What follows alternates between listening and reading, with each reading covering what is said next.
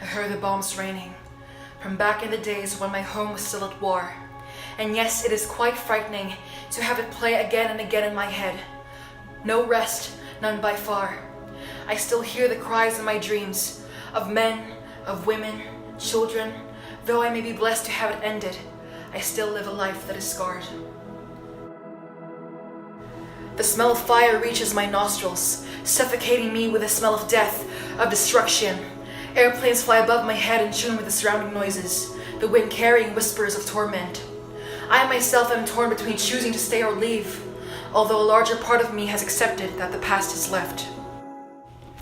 I see what's outside my window, and I close it shut so I won't behold the sorrow that was brought on by selfishness and ignorance. There was no regard, no repentance for all the lives that were slain by people who call for peace. And so I knelt on my knees, praying quietly to the heavens that this would all come to an end. But exactly to what extent? The home I was born and raised in turned into rubble come morning. There is nothing left for me here. The streets I used to tread on I recognize no longer. How it used to be before all this, I just can't recall. I can't remember. I see bodies laying lifeless on the ground, the souls that once inhabited them lost, not knowing as to what had happened, never found. Though mine almost left me, when from afar a body drew near. Upon seeing who it was, I suddenly wept in fear because it was my brother. It was my brother. I rushed to his side. His face was pale, his lips were dry. What have they done to you? I cried. The lives of the innocent are taken away. There are too many sacrifices, so much at stake. So I called out to God, questioning this dastardly fate. I couldn't keep it in any longer, and so the tears, they rolled down my face. But this is only what we once knew. Now we live in silence and truth. Goodbye to those days of recklessness and instilling what we think is due.